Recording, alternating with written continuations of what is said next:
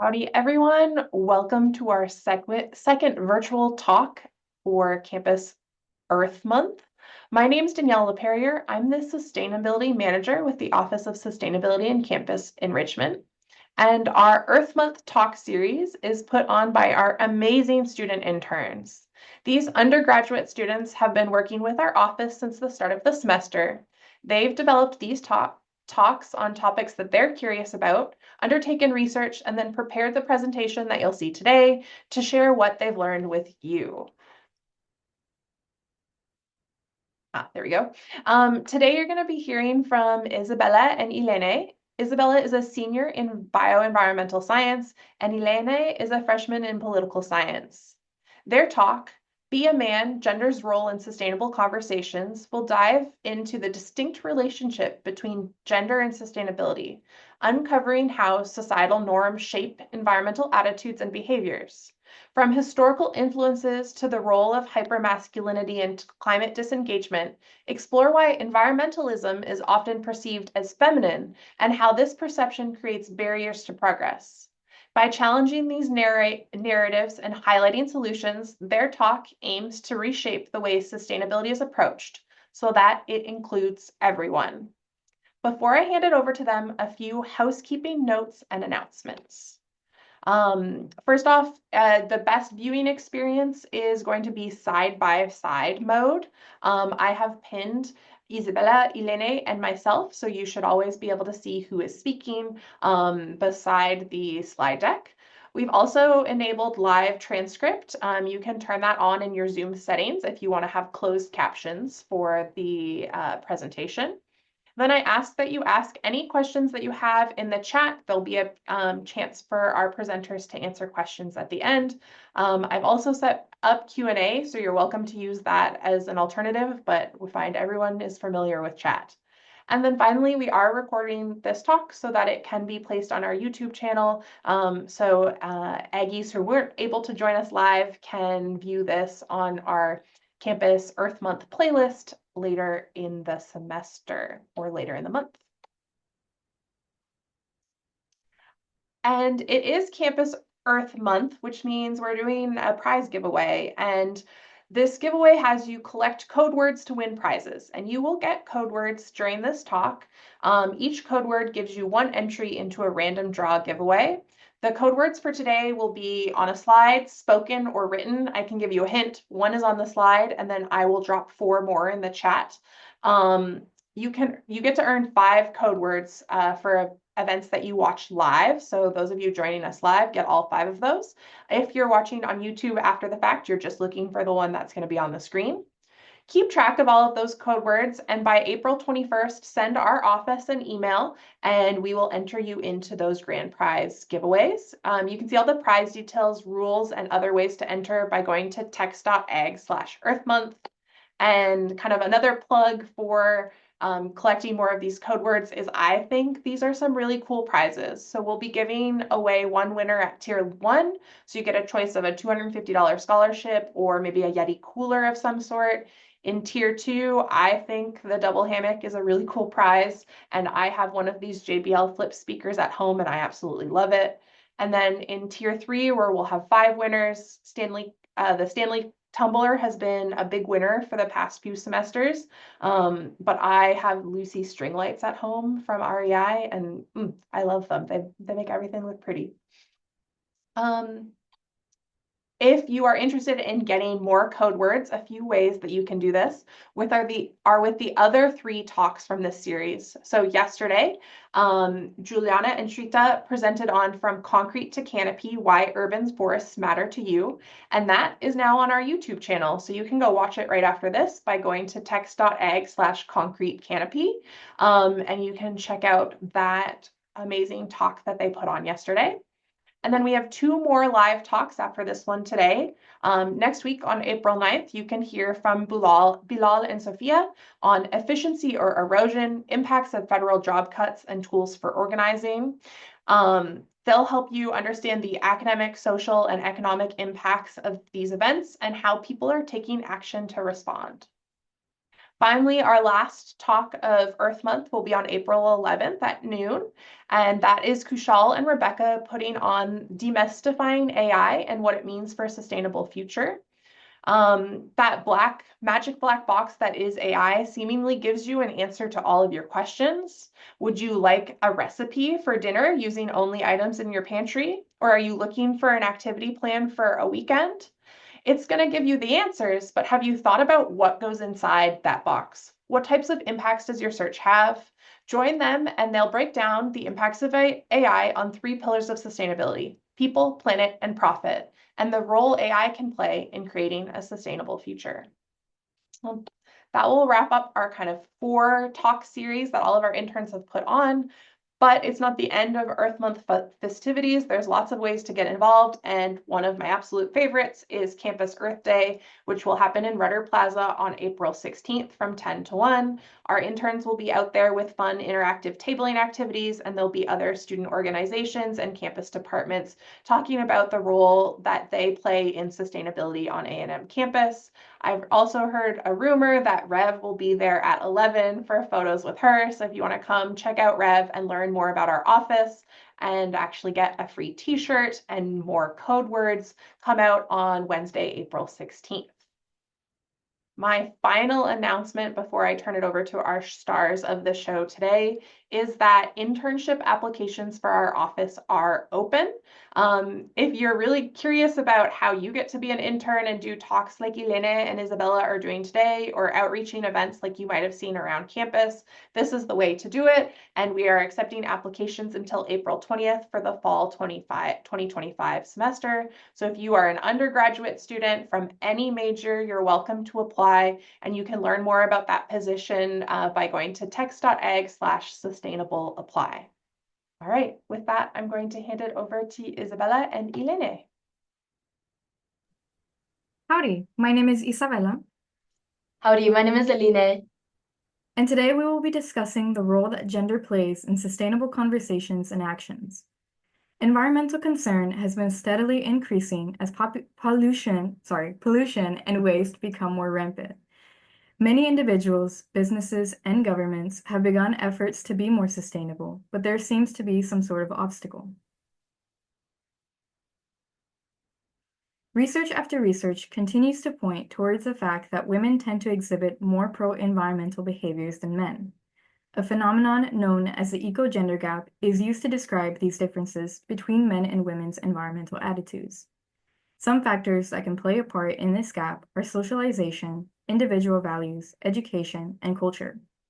Despite the widely accepted belief that women are more into sustainability, there are many conflicting studies where some say that women are more sustainable, others that say it's the men who are more sustainable, and even some that report that there is no difference. These variations can be seen across the world, where countries such as the United States, Canada, China, the UK, and Argentina have found that more women exhibit pro-environmental behaviors, whereas in Egypt and India, it is the men. In the UK, research was found that 71% of women are increasing their commitment to ethical living, where only 59% of men say that they've been living more ethically over the past year.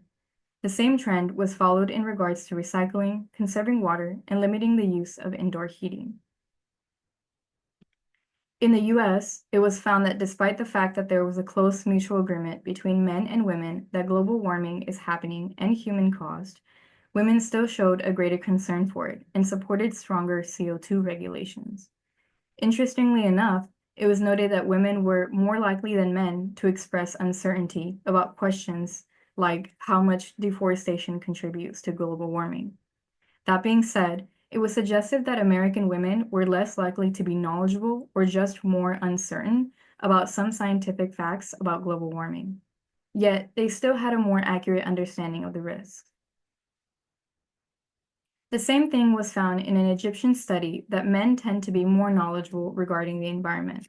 But this time, men were the ones who were more concerned about the environment, unlike previous studies.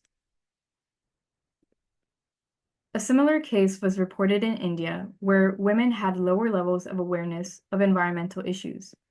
Again, here, men were the ones to have more pro-environmental behaviors, but it was noted that women were more likely to tolerate inconvenience, such as checking the label of a product. Let's move back a little closer to home. Despite the uncertainty regarding what gender is more sustainable, there is this stigma that sustainability is a feminine thing, even though it regards everyone, no matter the gender. This could be attributed to the traditional gender socialization theory. This theory states that men and women are socially constructed through very distinct processes of socialization that have a profound impact on their pro-environmental attitudes. In our society, boys and girls learn to internalize different norms and expectations depending on their gender. For example, boys are taught to be strong, competitive, providers, etc., while girls are taught to be more emotional, domestic, nurturing, cooperative, etc. These roles are usually influenced by family, education, culture, peers, and the media. It is believed that women are more inclined to feel like the earth needs to be protected and apply their nurturing and caring traits towards nature. Within this view, another is introduced. Essentialist ecofeminism refers to the idea that women are inherently connected to nature due to their biological role, such as birthing and being a mother, and have a unique understanding of nature that men simply can never have. This is a greatly mistaken belief, as there's no true way women could be any closer to nature, and it ends up just furthering dividing people who must come together for a common purpose. Some say that this view only lets men off the hook from taking action to address ecological issues. This important issue requires solidarity, and this view only makes it difficult to achieve that. This idea of caring about the environment being feminine is clearly not a new one. Take a look at this image. It is a political cartoon drawn in 1909 of a preservationist named John Muir. At the time, John was fighting against the flooding and building of a dam in Hetch Hetchy Valley, located in Yosemite National Park. Its purpose was to provide water for the growing population of San Francisco, but John argued that the precious land needed to be protected. In an attempt to belittle his efforts, this cartoon depicts John sweeping away the flood, a play at the traditional role of women cleaning and wearing a dress. It was an effort to emasculate him, all while implying that it is a woman's thing to care about such things like the environment. The less talked about factor that has a possibility of exacerbating this gender gap is a separation of human and nature. Philosopher William Cronon brings up an interesting point when he says, "For many Americans, wilderness stands as the last remaining place where civilization, that all too human disease, has not fully infected the earth. The idea of wilderness is in reality a human creation." If you were to travel back in time in American history, you wouldn't see as many people going out to search the corners of the earth for what we see as a wilderness experience. Up until the 18th century, the word wilderness had a different connotation to what we know today, usually meaning savage, barren, and in short, a waste. As society began to progress, the meaning of it changed to be something positive, a place to visit, leading to the establishment of national parks. Cities and factories of urban industrial civilization became confining, false, and artificial, whereas wilderness was free, truer, and more natural. Now, how does this idea have to do with gender? This individualist view has always been masculine. Cronon says that in the wilderness, a man could be a real man, the rugged individual he was meant to be before his civilization sapped his energy and threatened his masculinity. This idea of a wild man could be said to be the male version of essentialism, an idea that the wild reveals their primal instincts, but this dominating approach to nature only encourages the separation of man and nature.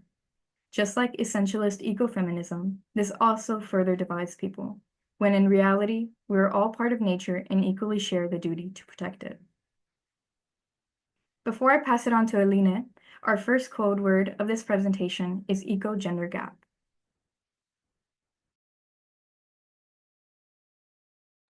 Howdy. So I want y'all to imagine this. You're at the grocery store checkout and two people stand in line. One pulls out a reusable tote bag and the other grabs a plastic one without a second thought. Statistically speaking, the person with the tote bag is more likely to be a woman. The eco-gender gap can be best defined as how marketing, consumer behavior, and economic structures influence who participates in sustainability efforts. It is evident that women disproportionately engage in pro-environmental behaviors, otherwise known as PEVs, due to social expectations, philanthropic values, and the feminization of sustainability through marketing. Meanwhile, men are less likely to participate not due to a lack of concern, but because of the green feminine stereotype, which associates eco-friendly behaviors with femininity, creating an economic and psychological barrier to their engagement. This imbalance reinforces the unequal distribution of responsibility and sustainable consumption, placing a significant financial and social burden on women while limiting economic growth in the green sector. And as we know it, this disparity is not only perpetuate gender inequalities, but also hinders the collective progress needed to address environmental challenges effectively. A study found that 68% of participants in the sustainability initiative were women compared to only 32% men, aligning with the previous research that suggests women are more likely to engage in PEVs. Women have a smaller carbon footprint and are more committed to ethical consumption, meaning they disproportionately bear the burden of sustainable economic participation. This is a prime example of the eco-gender gap, which describes how women engage more sustainable in lifestyle and both in consumption and practice. Initially, this was attributed to women's higher and stronger altruistic or philanthropic values, which are key predictors of PEVs. However, newer studies suggest that men's reluctance is not due to a lack of concern, as we know it, for the environment, but rather the perceived threat to their gender identity, specifically their masculinity.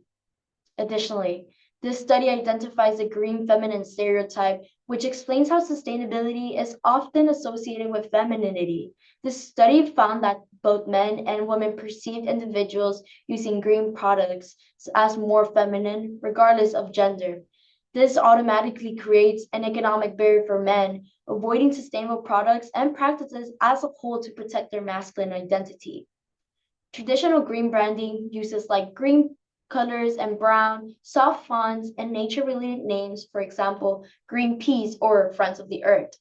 This aligns with historical gender roles, where women were primary consumers of household goods, and reinforcing the idea that sustainability is a feminine-dominated economic space.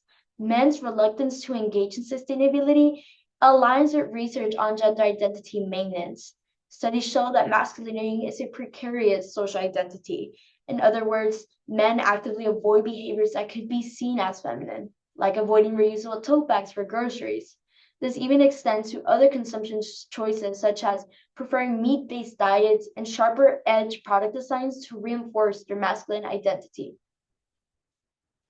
This diagram here illustrates two potential pathways that explain how gender influences brand attitudes and self-brand connection through power and sustainability self-efficacy. And for clarification, sustainability self-efficacy is simply the belief that of your ability to make choices and take actions that contribute to protecting the environment and promoting a sustainable future.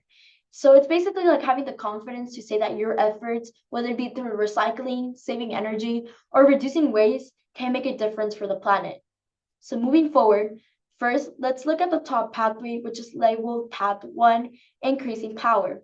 We start with gender on the far left, which influences a person's sense of power. Power, in turn, boosts an individual's sustainability, self-efficacy, or their confidence in their ability to engage in sustainable behaviors. And when people feel more capable in sustainability, they're more likely to develop positive attitudes towards sustainable brands and feel a stronger self-brand connection with them. So in other words, this pathway suggests that when individuals feel more empowered, they also feel more capable of making sustainable choices, strengthening their connection with sustainability-focused brands. Now, let's move to the second pathway labeled as Path 2. Here at the bottom, increasing sustainability self-efficacy. Again, we start with gender on the far left, but this time power plays a slightly different role. And instead of being a direct influence, power is positioned as a factor that increases sustainability self-efficacy. So in this model, gender influences sustainability self-efficacy through power, reinforcing the idea that when individuals perceive themselves as more powerful, they also feel more confident in their ability to act sustainably. And just like in Path 1, this leads to stronger brand attitudes and a deeper connection with sustainable brands. So what does this mean? First, the eco-gender gap is not just about personal preferences, it's linked to power and self-efficacy. If people feel more empowered, they feel more confident in making sustainable choices. Secondly, increasing power, whether through leadership opportunities, decision-making autonomy, or representation, may be a way to enhance sustainability self-efficacy, which can lead to stronger engagement with sustainable brands. And lastly, if brands want to connect with consumers on sustainability, they may need to consider not just environmental messaging, but also how factors like power dynamics and self-efficacy influence consumers' willingness to engage with sustainable products. But this is not just about the economy. This is not just nature. This is her. We call her Mother Earth, not Father Earth, not sibling Earth, Mother. But why? Why do we instinctively assign the force that sustains all life, that nurtures, that gives and regenerates to the feminine? Throughout history, across cultures, and even in modern environmental movements, nature is personified as a woman. She births forests, weaves rivers into existence, and patiently endures the scars we leave behind. In Greek mythology, she is Gaia, the primordial mother. In Aztec tradition, she's Tonantzin, the revered mother of the gods. Indigenous people across the world have long honored the earth as a woman, a sacred life bringer, a protector.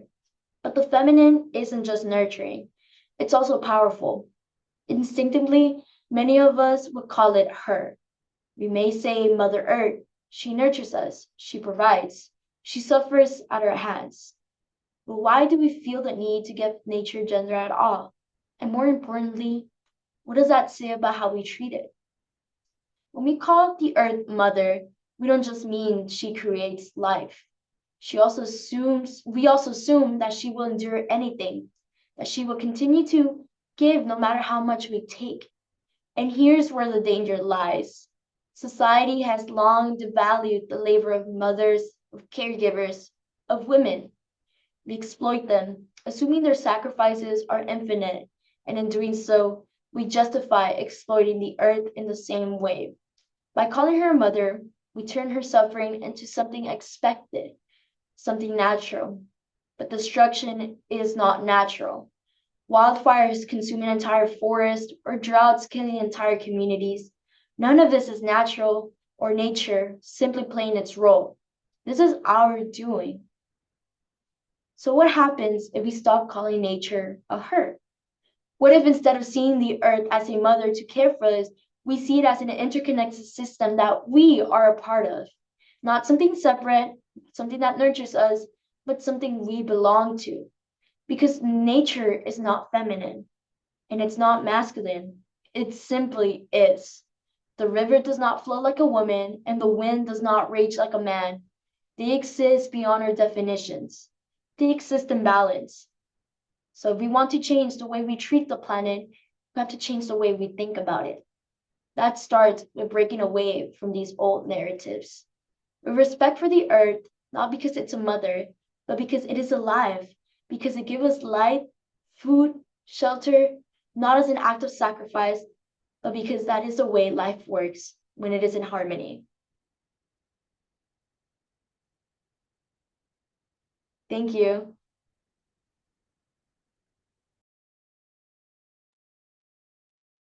I'm gonna stop sharing and switch to questions now. If you guys have a question for Eline and Isabella, please feel free to drop it in the chat. I'm gonna kick us off as moderator. I'm gonna ask, can you give some more examples of, I think the acronym is PEBs, and can you remind us what a PEB is? So a PEB stands for pro-environmental behaviors. So this can look like conserving water or recycling or just being more supportive of regulations that would be better for our environment, such as CO2 regulations or banning plastics, etc.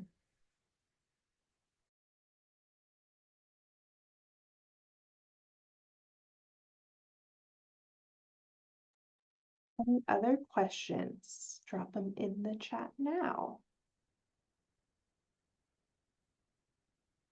I have a question. Okay. First, thank you for your presentation this morning. It was a really interesting topic of conversation that I really have not seen addressed so far. So thanks for giving it a new lens for me. What inspired you to talk about this today?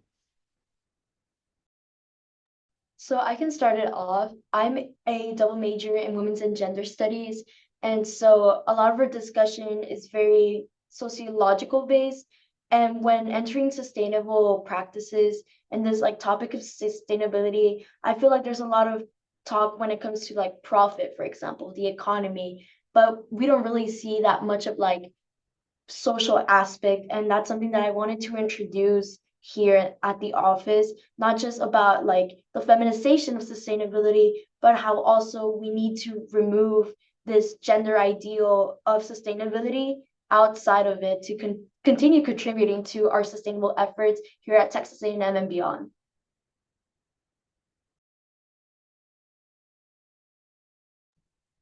So for me, I was interested in this topic because since I was little, I've always been passionate about feminism and our environment. And walking into this internship, I've noticed that there are more of us girls compared to guys, and I have also noticed in my everyday life that is the same thing. And it is something that I wish to change and invite more men into caring about sustainability and make this a safe space and a place where we all collectively work on together. I think this leads into your responses really well here, but there's a question from the like group people. Do you see a correlation with women relating to the feminization of Earth leading to pro-environmental behavior? So I can answer that. I feel like in many senses, like this is very much like related to social norms. Like I mentioned, women are more in touch with these philanthropic values, these altruistic values. And so the correlation of like feminization on Earth, of Earth and PEVs and whatnot also stems from the fact of this like sociological phenomenon called second shift, where women are out in the workforce for the majority of the time and then come home to be that second shift of being a mother. And so that's how more or less a lot of our research tied back to how women are, because they are mothers, because they have these altruistic and caregiving ideals and values, they are also quick to feminize the earth and leading more to these pro-environmental behaviors. So there's definitely a correlation, and if anything, it's a very noticeable correlation too. I want to jump in there and say that I think that's a really interesting connection. When I started my career in sustainability, sustainability was like an after work job. A lot of times it was already one of those second shift jobs that you did because you cared. And now sustainability has become really mainstream. There's sustainability jobs with so many different companies. And that shift is like starting to happen. So I thought that's a really neat connection that you would pull out there, Eline. Sorry, Isabella, if you wanted to add, feel free. All I wanted to add was just that I feel like our society and our culture has created a safe space for women to be more open about how much they care about the environment compared to the men. And I feel like that is an issue. And that is how I see the correlation between women relating to the feminization of Earth. Well, that's all the time we have. We're at 12:30. I want to thank everyone for joining us. If you didn't see, I did drop our 5 code words in the chat. So go ahead and grab those. The 5th code word is what you saw on the screen here. And just really appreciate everyone for coming out. And I hope you'll join us for some of our other Campus Earth Month talks or activities this month. Have a great Earth Month, everyone. Take care.